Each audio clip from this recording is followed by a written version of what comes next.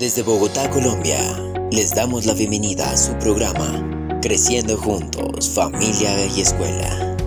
Familia y Escuela es un espacio de participación para reflexionar sobre el cómo construir ambientes escolares y familiares saludables. Por nuestros niños y niñas y sus familias, pensamos en clave de una cultura de paz que se forja desde la concepción misma de cada ser humano y luego desde sus ambientes más cercanos y cruciales, la familia y la escuela. Bienvenidos. Con ustedes, la doctora Ruth Estela Chacón Pinilla.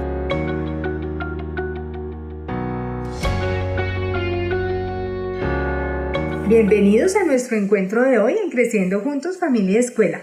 Hoy iniciaremos con una lectura, Manuela, color canela, publicado por el Fondo de Cultura Económica, escrito por Elena Dresser y pertenece a la colección de especiales de A la orilla del viento.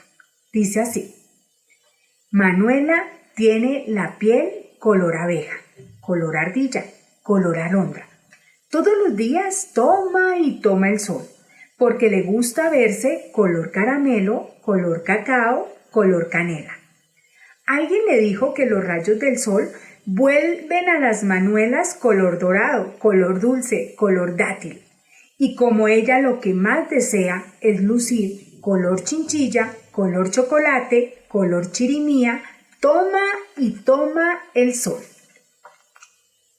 Pero hay una nube color sal, color suero, color sacarina que está celosa de Manuela por su color guitarra, color galleta, color garapiñada y siempre le tapa el sol. «Quítate de ahí», le dice Manuela. «¿No ves que quiero tostarme de color miel, color maní, color mamey?» «Pero si ya tienes color esponja, color escoba, color espiga», le contesta la nube. «En cambio, yo todo el día estoy bajo el sol y sigo con mi color nata, color nevado, color neblina». «No hagas berrinche, nube», le dijo Manuel una tarde. «Ya tendrás color faisán, color flor, color frambuesa». «¿Cuándo?», preguntó la nube. «No veo que me cambie este color vaho, color viento, color vapor». «Muy pronto», le contestó Manuela. «Cuando recuerdes que eres agua y que te necesitan sobre la tierra, entonces vas a convertirte en lluvia. Dejarás ese color iris, color invierno, color iglú. Lavarás los árboles y los techos.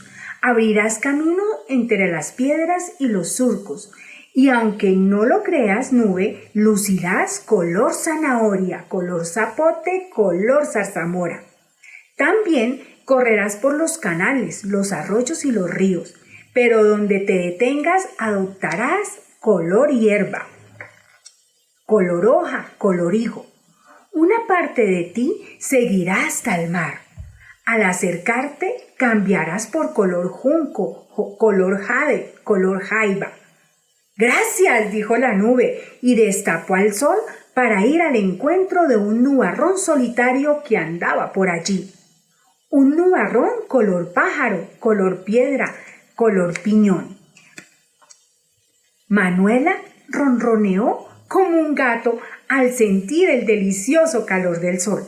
Por fin su piel sería color tronco, color trigo, color tambor. Pero entonces se oyó un trueno. El sol se escondió y el aire se puso en movimiento. La tarde se refrescó. Manuela tuvo que entrar a la casa y conformarse con su color raíz, color rama, color rafia. Se asomó por la ventana de su cuarto. Vio cómo caían una a una las gotas de color lágrima, color lago, color limonada. El agua corría por el jardín. Se alegraban las flores y las frutas de los árboles. Todo era animación. Las gotas rodaban y rodaban hasta llegar al huerto. Allí se mezclaban con la tierra. Muchas se convertían en color barro, color brote, color bosque. Otras seguían apresuradas hasta entrar por la sequía de riego. Manuela agitó su mano para despedirlas. Supo que algunas iban a ser color uva, color umbela, color urraca.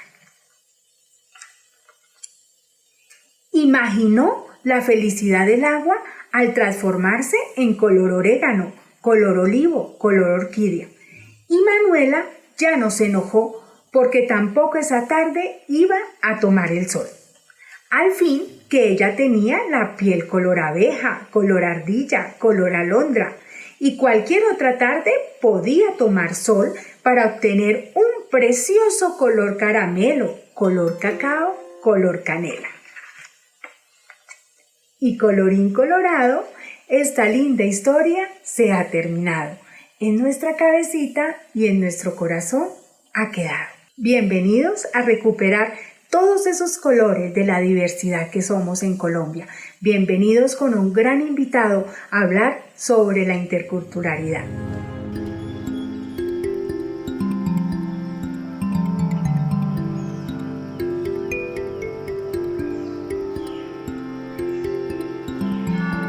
Bienvenidos a esta emisión de Creciendo Juntos, Familia y Escuela. Gracias por acompañarnos este domingo. Hoy con un tema muy importante y que en Familia y Escuela lo debemos conocer, pero más que conocer o escuchar, entender y comprender de qué se trata la interculturalidad. Hoy en esta mañana nos acompaña el doctor Edison Díaz Sánchez. Él es doctor en educación y magíster en educación de la Universidad Santo Tomás de Bogotá, especialista en pedagogía y docencia universitaria de la Universidad Gran Colombia, especialista en gestión educativa de la Universidad Libre de Colombia, licenciado en Ciencias Sociales de la Universidad Antonio Nariño y docente investigador de la Secretaría de Educación del Distrito Capital. Miembro de la Fundación Red Eleguá. Bienvenido, Edison, a este espacio y gracias por acompañarnos. H para ti, H para mí, H para todos. Muchísimas gracias, Ruth. Muchísimas gracias a todos los teleaudiencias de tu programa tan bonito y tan espectacular. Creciendo Juntos, Familia y Escuela. Es un honor para mí estar contigo y con toda la audiencia a nivel nacional e internacional.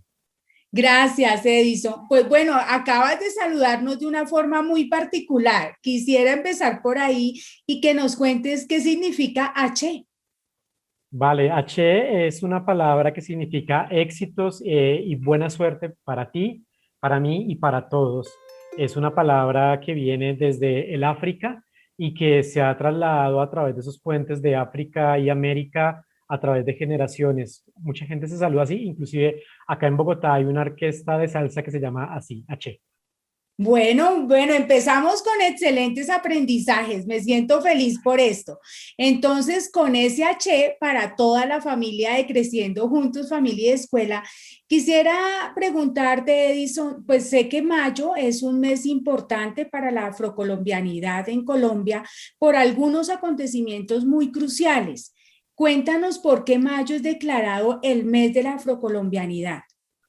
Bastante interesante tu pregunta, Ruth, y sobre todo porque a veces de pronto tenemos un poco de desconocimiento.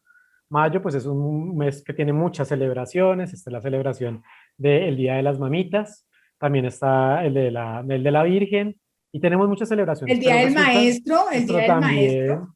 Exactamente, exactamente. Pero resulta que el 21 de mayo es una fecha muy clave para las personas que llegaron de África a nuestro país y que en Colombia las llamamos personas negras, afrocolombinas, raizales o palenqueras, dependiendo, pues, digamos, de la comunidad donde habitan. Digamos que la sigla es NARP, se llaman así, NARP. Entonces, el 21 de mayo es declarado por Colombia a través de un decreto que es el Día de la Afrocolombianidad. Entonces, y eso en razón a qué resulta que el 21 de mayo de 1851 se abolió la esclavitud en Colombia, muchísimo antes que otros países como Estados Unidos, que ya lo hizo pues posteriormente hacia la década del 60 del mismo siglo. Entonces, por eso, digamos, el 21 de mayo es tan importante, pero hay otras fechas en el mes de mayo que hacen referencia a personajes y celebraciones y conmemoraciones referentes a la comunidad, repito, negra, afrocolombiana, raizal y palenquera. Entonces, por eso, digamos que en Colombia todo el mes de mayo estamos de conmemoraciones, principalmente de la parte de las comunidades afrocolombianas que han hecho un aporte muy interesante y que de eso vamos a dialogar contigo y con toda la familia de Creciendo Juntos para de pronto conocer un poquito más sobre estas comunidades y el tema que nos abarca el día de hoy, que es la interculturalidad. Bien, en la escuela digamos que se celebran estos días, digamos, ya hemos entrado en ese discurso incluyente, ¿sí? Pero yo quisiera que tú, a través de tu experticia, porque sé que es un tema que tú has tratado bastante, que has investigado y en el cual participas de manera muy notoria, ¿por qué las instituciones educativas deben ser interculturales y pluriétnicas, Edison? Muy interesante tu pregunta, Ruth.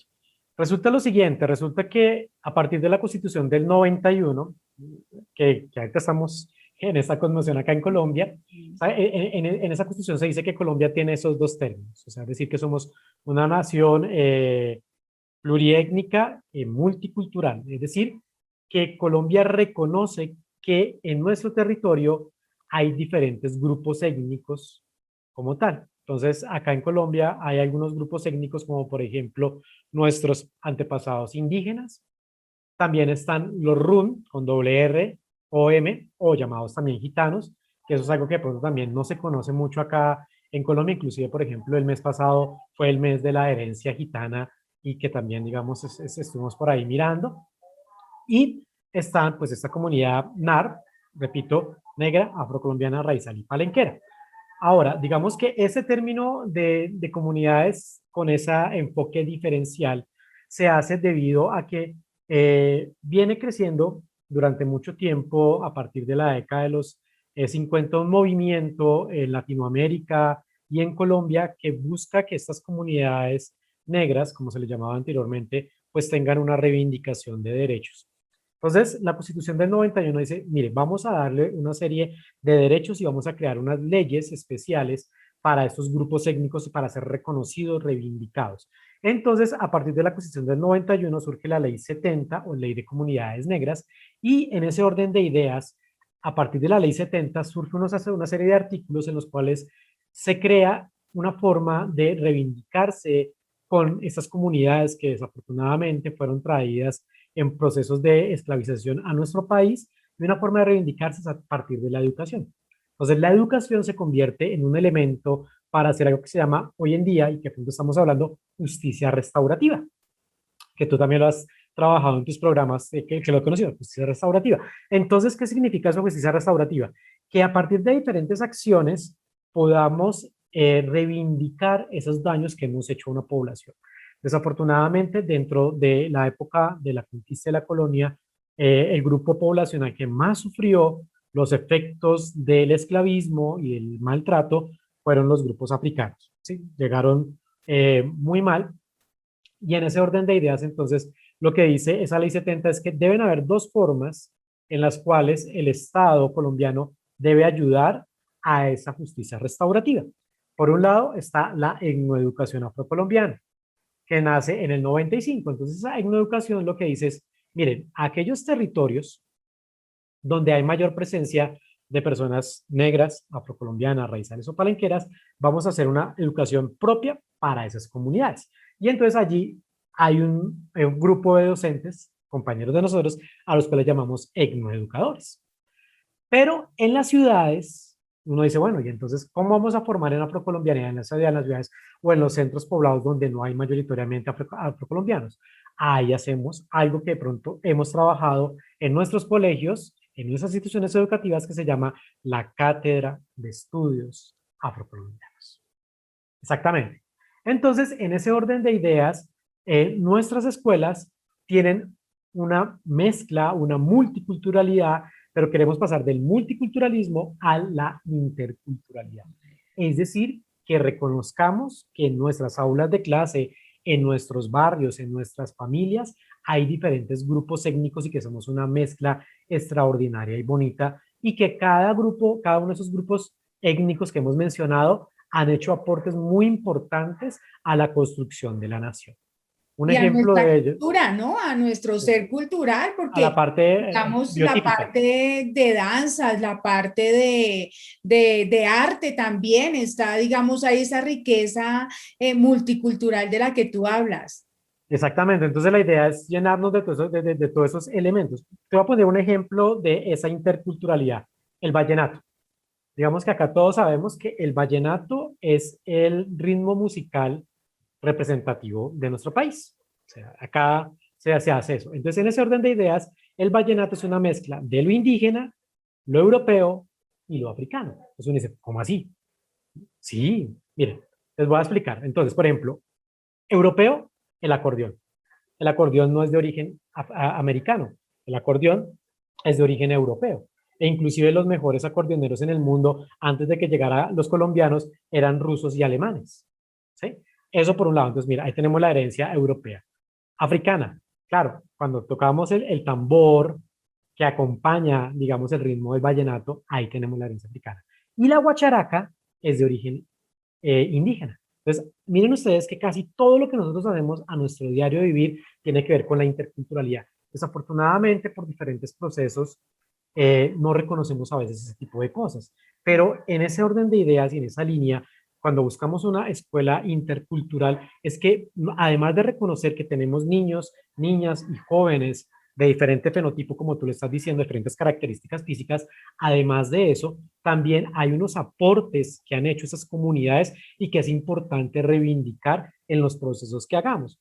Entonces, decir que, por ejemplo, el vallenato es solo, digamos, de costeños o de afros, no, o sea, es una mezcla y ahí se ve también, y en mucho, como tú decías, en muchos ritmos musicales, en muchas danzas folclóricas, está siempre unido y este mestizaje que nos caracteriza y nos hace únicos y bonitos y diferentes ante los demás. Entonces la idea es que nosotros como escuela debemos llegar a esa parte de ser interculturales. Interculturales no significa que además de reconocer las cosas, además entendamos que cada una de esas personas ha hecho aportes muy importantes y que esos aportes debemos valorarlos, debemos reconocerlos en un momento determinado. No simplemente llegar de pronto a la estereotipia. La palabra estereotipia es que a veces nosotros juzgamos a las personas por sus características físicas o por el atuendo. Eso es lo que no debemos hacer. ¿Sí? Entonces, no simplemente eso, sino que acá tenemos representaciones en los cuales los grupos indígenas, afrocolombianos y rom o gitanos han hecho aportes a todos los campos, a la ciencia, a la tecnología, al arte, a la cultura, a los deportes, a todos los ámbitos. No solo debemos quedarnos en unos ámbitos y pensar que, por ejemplo, unas personas solo por su fenotipo o por su región solo sirven para ciertas cosas y no para otras. Eso es completamente falso y eso debemos quitarlo de nuestra mente. Mira que tú nombras unas enseñanzas muy bellas y es como desde la escuela también reconocemos esa historia que va inmersa en reconocernos interculturalmente, ¿sí? Es reconocernos en esa diferencia, valorar, digamos, esa diversidad, creería yo, valorar la Sí, diversidad, pero además reconocer la historia.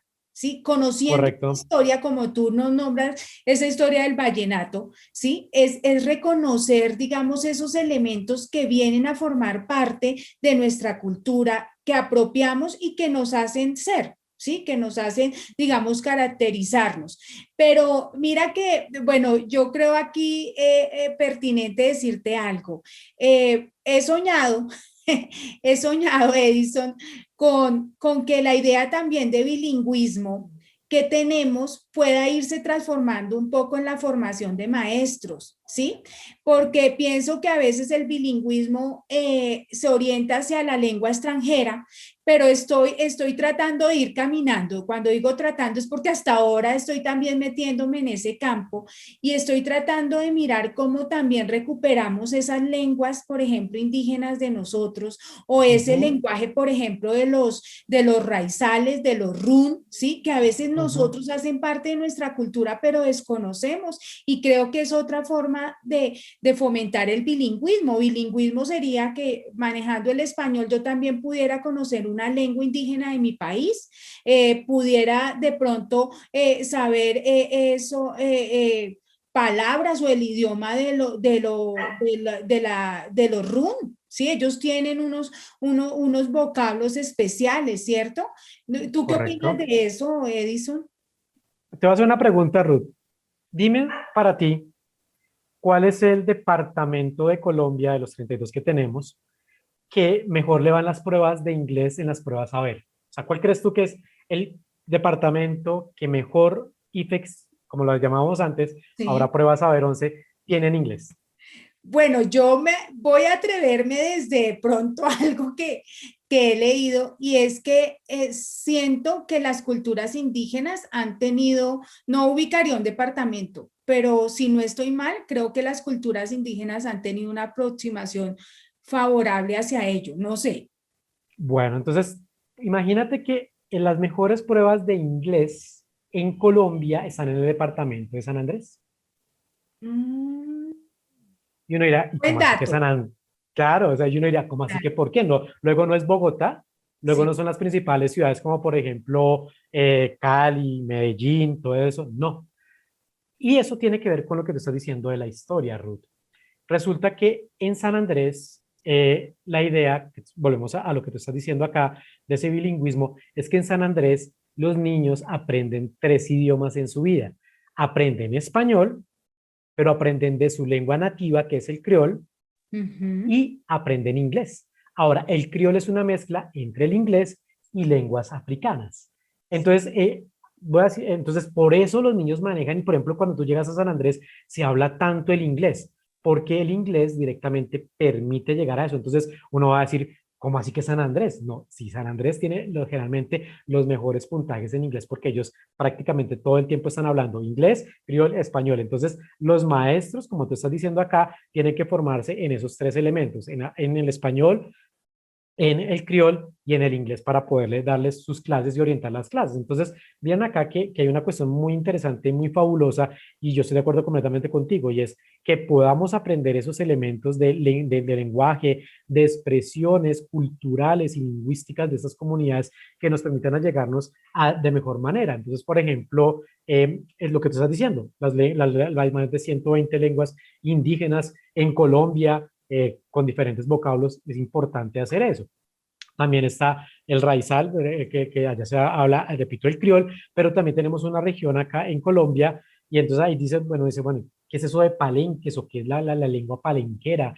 Entonces, o de pronto uno lo oye nombrar, desafortunadamente, cuando uno va a las playas de la costa caribe de nuestro país, y entonces uno dice, ah, llegó esa palenquera, y Era. trae pues ahí llega esta mujer con su platón bien grande en su cabeza a ofrecernos diferentes frutas y dulces que se producen en la región. Entonces, el palenque, los palenques, el nombre de palenques tiene que ver con aquellos lugares donde se ubicaban aquellos negros esclavizados que se volaban o escapaban del régimen español. Entonces, directamente lo que hacen acá estos africanos y esos descendientes es buscar un sitio, generalmente en la parte alta de montañas cercanas a las fincas de sus amos o de las haciendas, y poder refugiarse allí. Entonces, a esos lugares se le llamó palenques. Y en Colombia no hay solo un palenque, existieron y han existido más de 500 palenques en todo el resto de los países. El más conocido, San Basilio de Palenque.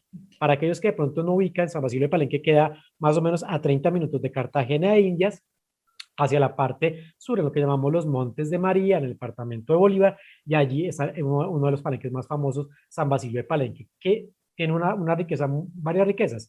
Número uno, tierra de boxeadores, Cervantes Kid Pambelé, una de Mm, nuestras glorias de boxeo más importantes. sí. Número dos, recordemos que, al igual que otras regiones, ha sido o fue convertido por patrimonio cultural inmaterial de la humanidad.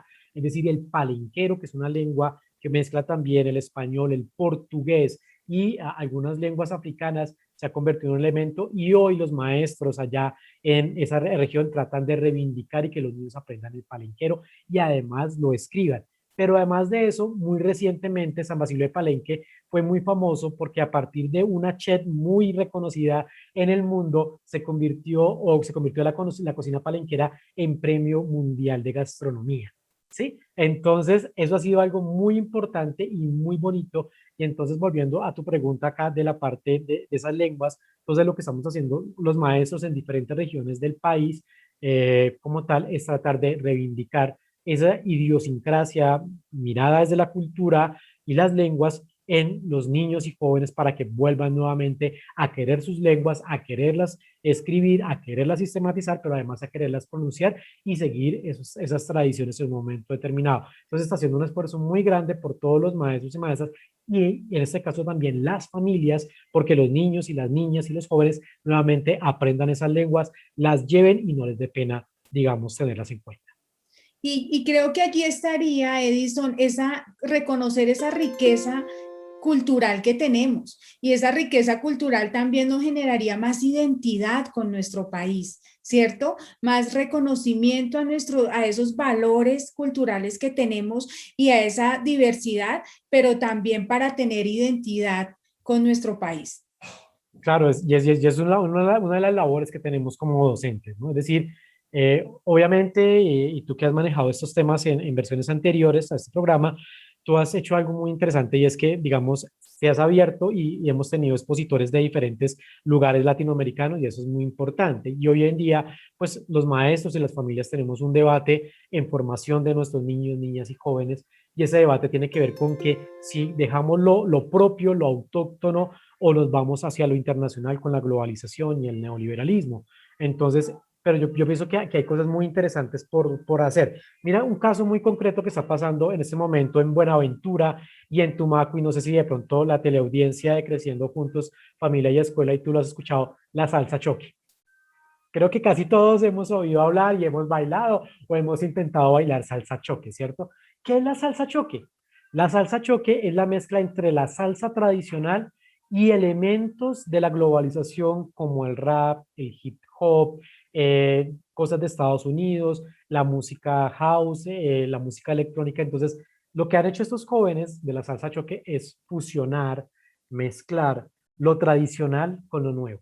Y a veces tenemos que llegar a eso, es decir, a veces empezamos a romper porque entonces, no, o sea, solo lo anterior, no, o sea, pueden haber mezclas muy interesantes, muy llenas de esos elementos nuevos, de la música nueva que le gustan a los jóvenes como tal, pero mezclarlas con elementos de la música tradicional del Pacífico y de la salsa común, y entonces ahí surge la salsa choque. Entonces, hay unos elementos muy ricos, entonces, para tu pregunta, Ruth, yo creo que lo tradicional a veces no rompe con lo nuevo, con lo foráneo, con lo externo. Y en ese orden de ideas, lo que queremos buscar es esas buenas interlocuciones, esas buenas trabajos que permitan que nuestros saberes ancestrales fluyan y se comuniquen con las nuevas generaciones y con lo que viene de afuera y del neoliberalismo y de la globalización. Llegar a todo esto, Edison, es importante en la familia y en la escuela.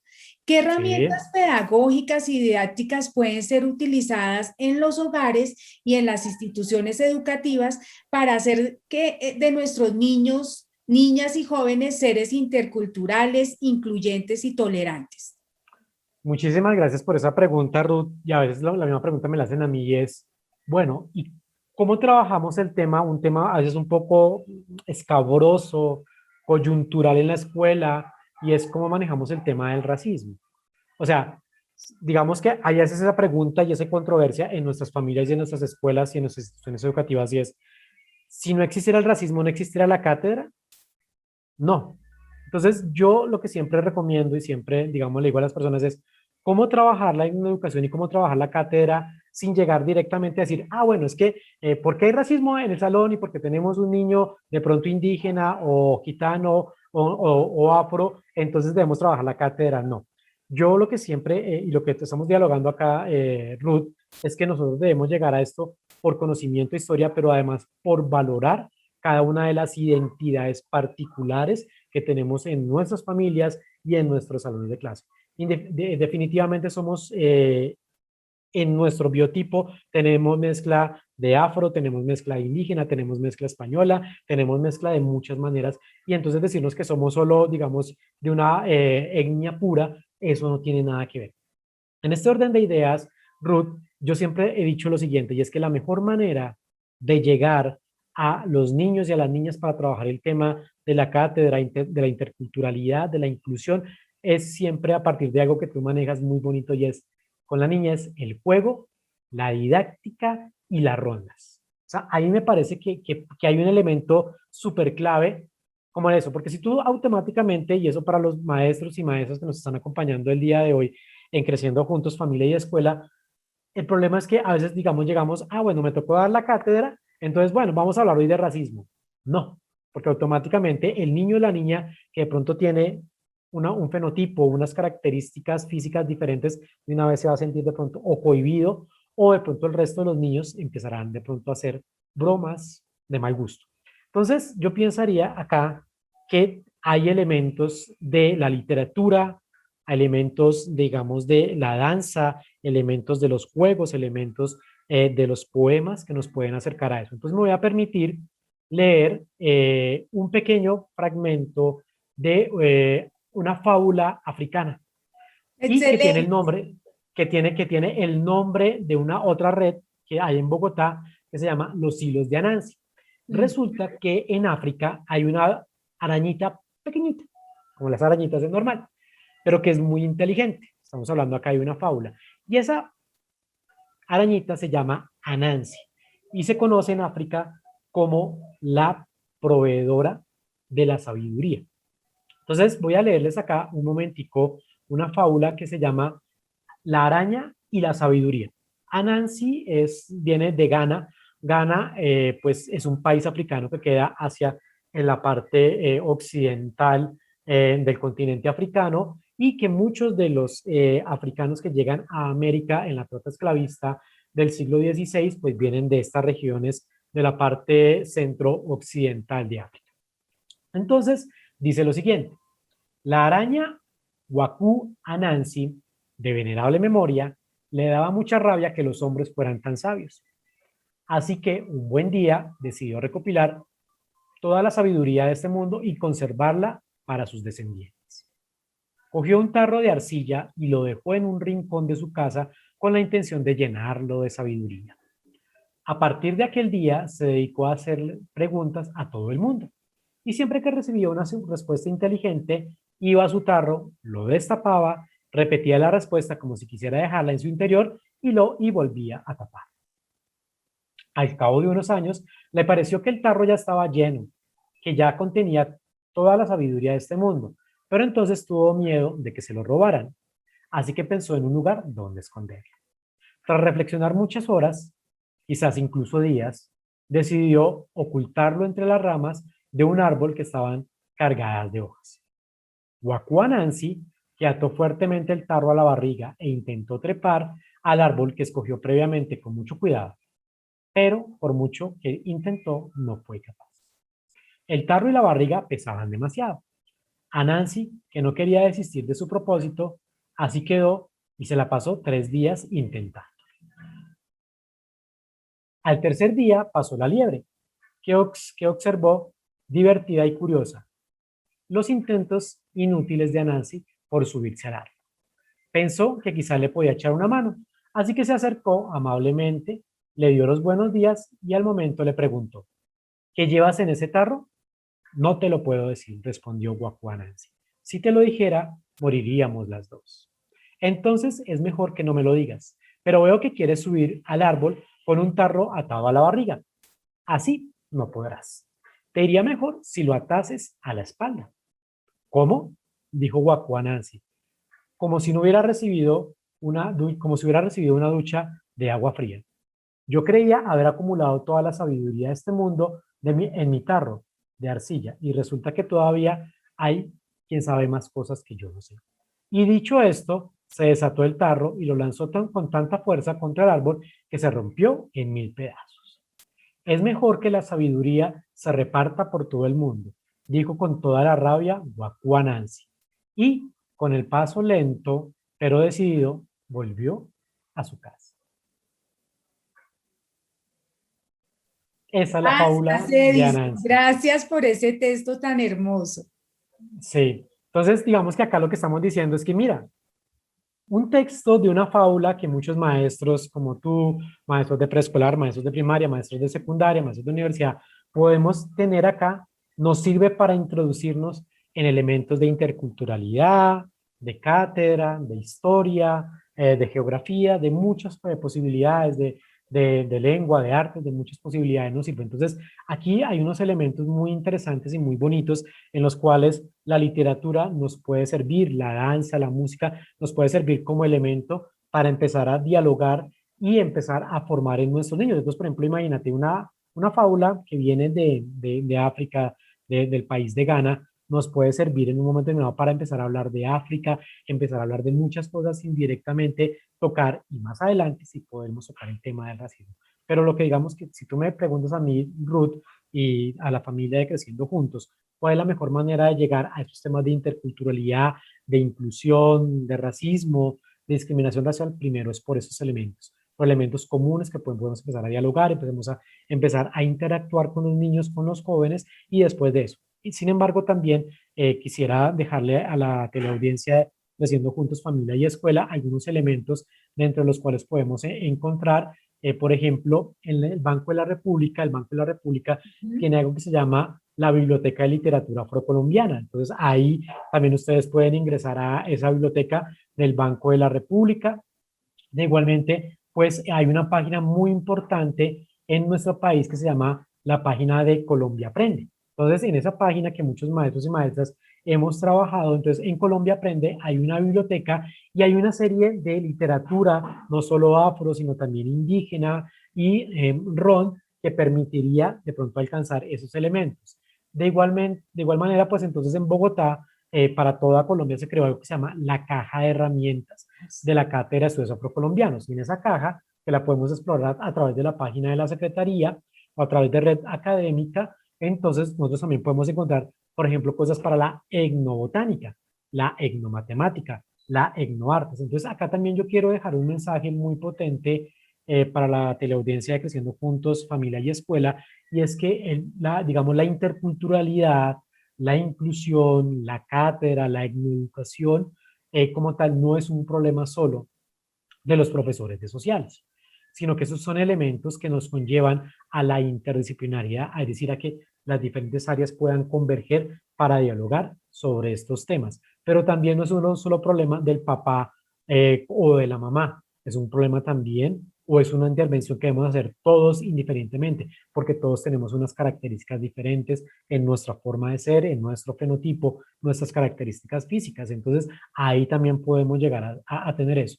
Y otro elemento que quisiera dejar a la teleaudiencia es la parte de que la CENOA, CNOA, así se escribe, hace poco lanzó un conjunto de cuentos que se llama Lealani. Y esas son historias contadas por niños afrocolombianos, es decir, es una página muy bonita, repito, Leilani, Lealani. Y en esta página vamos a encontrar que los mismos niños y los mismos jóvenes afrocolombianos empiezan a contar historias de sus ancestros, de sus abuelos y de la familia. Entonces acá tenemos una caja de herramientas, una caja de posibilidades que la familia de Creciendo Juntos puede utilizar en sus hogares, en sus instituciones educativas, independientemente de donde estén, para poder abordar esos elementos que nos permitan llegar a hablar de inclusión, de interculturalidad, de etnoeducación, de cátedra, estudios afrocolombianos, entre otras. Gracias, Edison. Creo que vamos a visitar las páginas. Creo que pondremos algunos links al final del programa de esto tan importante que nos has aportado hoy, porque es ampliar ese mundo del conocimiento en un tema tan crucial y que realmente a través de conocer un poco más valoremos, como yo lo decía, la riqueza cultural que tenemos en nuestro país. También sé, Edison, que tú perteneces, pues lo anunciábamos, a la red Elegua. Te escuché recientemente en una entrevista que te hicieron en Radio Nacional de Colombia y allí representabas este tema. Yo quisiera que nos pudieras ampliar la información de esta red y nos cuentes qué significa primero ese nombre, Elegua.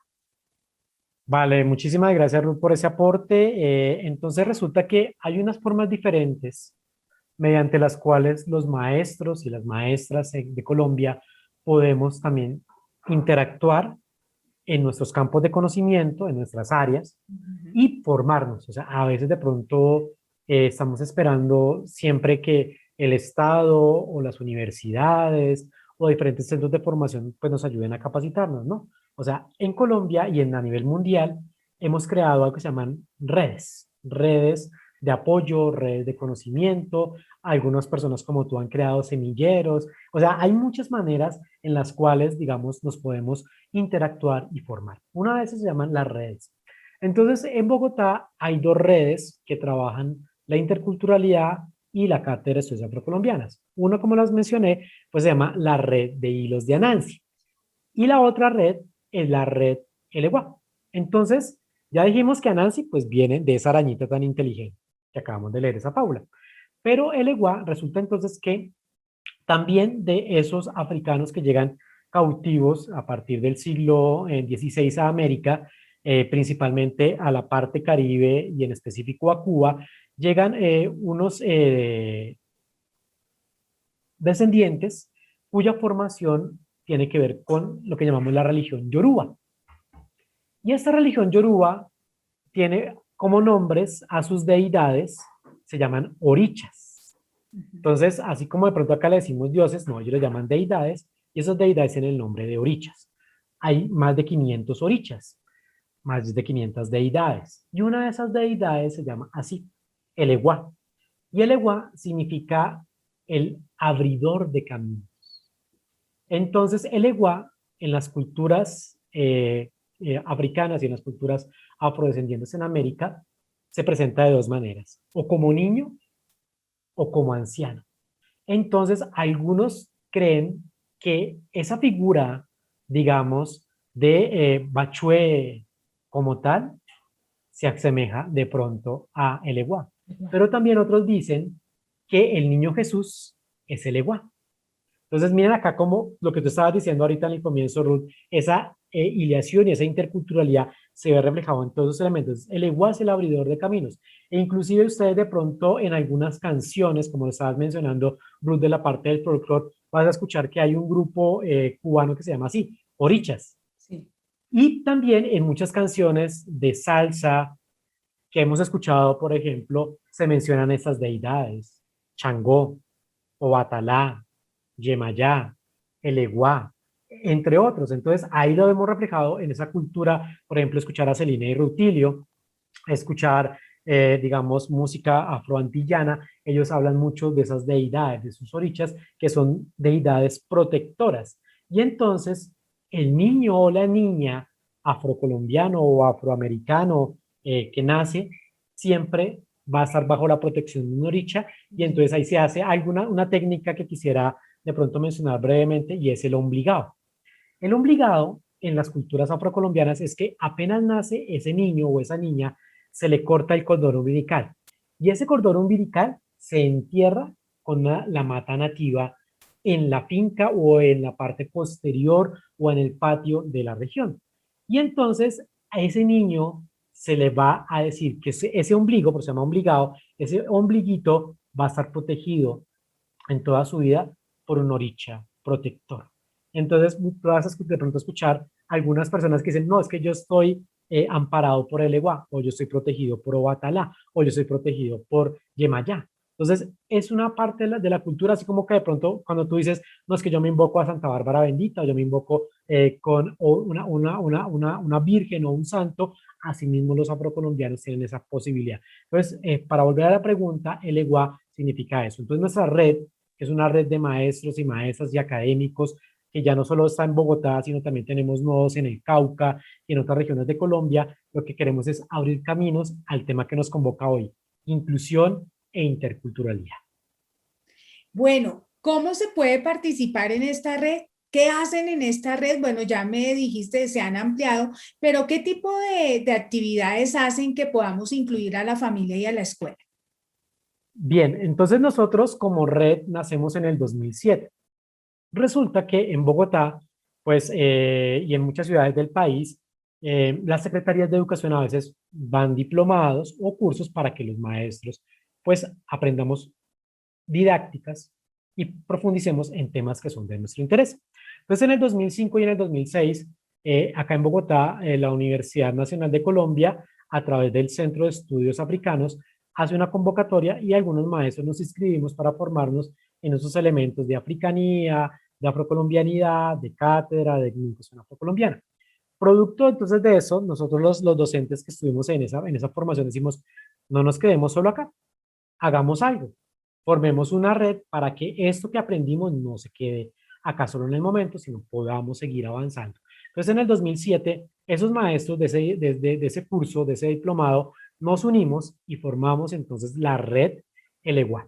Entonces a partir de eso nos venimos convocando y hemos venido perdurando desde el 2007 hasta el momento. Y repito, pues somos un grupo de maestros, pero no solo maestros, también incorporamos haciendo alarde a la inclusión y a la tolerancia, a la interculturalidad. También tenemos académicos, es decir, también tenemos profesionales de otras áreas, filósofos, políticos, sociólogos, antropólogos, entre otros, que también se han unido y que están trabajando en otras áreas, no solo la parte de la docencia.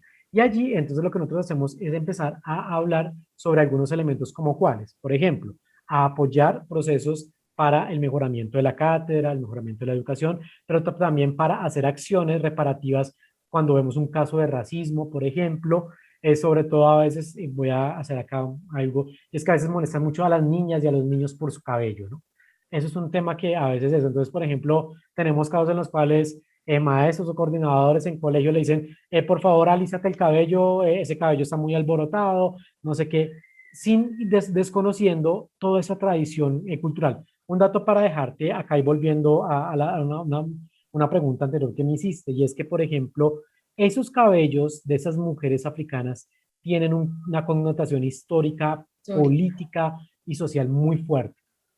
Esos elementos, imagínate que en la época de la colonia, volviendo a la parte de los palenques, esos cabellos significaban las rutas que podían seguir los cimarrones, es decir, aquellas personas, aquellos esclavizados que se volaban de sus amos, y entonces ellos ahí, a partir de estas mujeres, tenían esos elementos para llegar a los palenques. Entonces, los cabellos de las personas Tienen un afrodescendientes significado. tienen un significado muy potente, ¿sí? Y entonces a veces de pronto por desconocimiento decimos, no, es que ese pelo todo alborotado, no, eso es parte, y eso y eso nosotros también en la red los dependemos. Inclusive, mira, eh, las semillas provenientes de África, por ejemplo, tú sabes que el café no es propio de Colombia, el café viene de Etiopía, que es un país africano hacia la parte oriental de este continente. Muchas veces estas mujeres, para proteger esas semillas, como tal, guardaban en su cabello las semillas. Y así, digamos, que pudieron traer muchas digamos, de esa paladar y gastronomía que tenemos en diferentes lugares de nuestro país, gracias a esas mujeres que guardaban eso. Entonces, lo que estamos diciendo acá, el cabello es muy potente. Hay investigaciones muy interesantes que se han hecho sobre la parte de peinados y cabellos, tanto de mujeres como de hombres afrocolombianos. Entonces, también defendemos también los derechos de esos niños, niñas y jóvenes que se ven a veces violentados o vulnerados simplemente por desconocimiento. Trabajamos en la reivindicación de las mujeres de género, porque desafortunadamente si hay algo que reivindica el racismo, ha sido muy fuerte hacia la parte de las mujeres, ¿no? Por sus características fisionómicas, entonces hace lo que llamamos en estos elementos la hipersexualidad, entonces en una cantidad de cosas, chistes que a veces de pronto, digamos, no se deberían hacer, porque son Ofende. chistes ofenden y son racistas, como te estoy diciendo. Entonces también trabajamos en esas rutas, acciones afirmativas, trabajamos en políticas públicas y también estamos abiertos a que cualquier docente de diferente área pueda llegar a nosotros. Entonces, por ejemplo, nosotros somos acá, yo por ejemplo soy de sociales y filosofía, pero también tenemos etnoeducadores en la parte de matemáticas, también tenemos en artes, en educación física, en ciencias naturales, en física, o sea, hay una cantidad de elementos que se pueden abrir, o sea, es decir, un abanico de posibilidades, en decir, no, es que acá solo, digamos, por ejemplo, yo soy mestizo, pero la red es para personas también afro o también indígenas o también eso, que quieran ver otras posibilidades de entender, como te estás diciendo, esta interculturalidad que es digna de nosotros y que nos debe enorgullecer. Es decir, debemos sentirnos orgullosos de ser así porque esto es único y muy bonito en nuestro país. Entonces la invitación que queda a la teleaudiencia, a los maestros, familias, jóvenes y niñas de Creciendo Juntos en Familia y Escuela, entonces es eso, a que podamos intercambiar posibilidades, aportes, podamos dialogar, podamos formarnos para que cada vez nuestros hogares, nuestras familias y nuestras escuelas sean más bien incluyentes, tolerantes e interculturales. Gracias, Edison, por esta bonita invitación. Yo conozco que en la red ustedes han liderado un proyecto muy interesante, muy bello además y con un gran impacto. Blanca Luz. ¿Nos cuentas algo sobre ese proyecto, Edison? Vale, entonces como te decía, acá tenemos y somos parte de un conglomerado que tiene muchos maestros. Dentro de esos tenemos una maestra de básica primaria que se llama Luz Estela Malpica. Ella ya, digamos, está en el proceso de retirarse. Y entonces, Luz Estela empieza a notar que en su salón hay problemas de racismo, pero principalmente racismo hacia los niños y niñas afrocolombianos. Entonces ella dice, bueno, ¿y cómo voy a trabajar este tema sin llegar, digamos, a generar discordia en el salón? Entonces ella se idea una muñeca, y esa muñeca es una muñeca negra. Y esa muñeca negra, entonces lo que hace la profesora Luz Estela es que cada semana al niño o a una niña le va a dar la muñeca para que la cuide, la proteja, la alimente, la cambie, la vista y se la da el fin de semana. Y el lunes siguiente debe venir esa muñeca muy bien cuidada para dársela a otro niño. Entonces, de esta manera, esta maestra que hace parte de la red empieza a trabajar de una manera diferente una situación que se está presentando en su aula de clase como tal. Entonces, y Blanca Luz se convierte en un estandarte, inclusive como se desarrolla bueno, en el programa de los informantes. Blanca Luz estuvo con el presidente Barack Obama, ha viajado por muchas partes del mundo y ya Blanca Luz tiene descendencia. Entonces resulta que Blanca Luz consiguió esposo y ya hay los hijos de Blanca Toda la Luz. familia. La familia, exactamente. Y entonces esto se ha crecido de una manera muy bonita y la invitación también es acá, como padres y madres de familia y profesores, es que no simplemente son las muñecas caucásicas, blancas o las modelos estructurales caucásicas, blancas, bueno, qué bien que tú lo Tenía dices. que decirlo, tenía que Listo. decir. Sí, para no entrar allí como en discordancia, exactamente, o sea, no son las únicas muñecas del mundo, ni los cuentos de los hermanos Green son los únicos cuentos que debemos darles a nuestros hijos y a nuestros niños en las escuelas. Es decir, acá hay otras posibilidades, como ustedes se acaban de dar cuenta, hay otra literatura, pero también las muñecas son de diferentes colores, es decir, hay que mostrarle al niño que también podemos tener muñecas indígenas, que podemos tener muñecas gitanas, que podemos tener muñecas negras y que todos somos diferentes y a partir de eso, pues es muy importante que el niño conozca, que también cuando ustedes los maestros, o nosotros los maestros, ustedes sobre todo las maestras de preescolar y primaria, pongan a dibujar y a pintar a los niños, entonces no solo el color, digamos, El piel, color piel. exactamente, sino que hay otros colores que de pronto pueden identificar, que no hay un solo tipo de cabello para las niñas, sino que pueden haber múltiples peinados y múltiples cabellos, de que no simplemente es el atuendo de la ejecutiva o digamos como tal del trabajador de oficina, sino que pueden haber otros atuendos característicos, digamos, de estos niños, de estas niñas y de estas familias, porque digamos que Colombia es diversa y eso hay que recuperarlo. Entonces, ojalá siempre demos la posibilidad de que en nuestras clases, de que en nuestros trabajos pedagógicos y en nuestras formas de educar a nuestros hijos y a nuestras hijas, podamos llevarlo a esa visión diferente. Ojalá no simplemente sea como tú estás diciendo la Barbie en diciembre, sino que a la niña o al niño también se le pueda dar una muñeca indígena, una muñeca rom, una muñeca negra y que la niña también empiece a apreciar que el color de piel no es lo que nos va a hacer diferentes. Eso no puede ser una constante. Entonces acá hemos tratado de llevar e inclusive, pues te repito, ya tenemos los hijos de Toda Blanca la Luz familia. y entonces toda la familia y entonces eso se ha disgregado por todo. Bogotá la conocen muchísimo y en otras regiones del país. Entonces ha sido un proyecto muy bonito en el cual hemos empezado a trabajar desde lo que desde lo que tú trabajas desde la infancia y en ese proyecto tan bonito que tiene cartas de amor, esas cartas de amor también viendo la tolerancia, viendo la diferencia y mirando las muñecas o los muñecos, no solo las muñecas, sino también los muñecos de diferentes fenotipias y diferentes colores de piel que nos permitan llegar a ese avance. Gracias, Edison, por acompañarnos en este espacio. Creo que has dado ese mensaje final muy bello para reconocernos en la familia y en la escuela como seres interculturales, como seres también incluyentes y que promovemos esa inclusión, pero también que reconocemos la diversidad como una forma de crecer, como una forma de ser y de estar en nuestra sociedad. Edison, mil gracias por acompañarnos en este espacio. Bueno, algo que no dije en tu presentación es que me siento muy honrada de que un colega, no solo por educación, sino también un compañero en mi travesía por mi formación doctoral, haya estado hoy conmigo. Gracias, Edison, un honor para mí. Y bueno, sigue sembrando esos nichos de interculturalidad que como país necesitamos. A ti, muy amable Ruth, a la teleaudiencia de Creciendo Juntos, Familia y Escuela, por este espacio, por esta oportunidad de dialogar, de crecer, de pronto de darles algunas herramientas que permitan formarnos en una sociedad mucho más tolerante, mucho más incluyente, más con lo que está pasando actualmente en el país. Creo que lo necesitamos de una manera muy especial y esos son granitos de arena que contribuyan a procesos de paz desde nuestros hogares, desde nuestra familia, desde nuestras escuelas y que ahondan en ese propósito que anhelamos todos los colombianos y el mundo entero. Muchísimas gracias a ti y a toda la audiencia. Gracias, Edison. A todos, pues un abrazo muy fraterno. Tengan un excelente domingo y nos vemos en una próxima edición.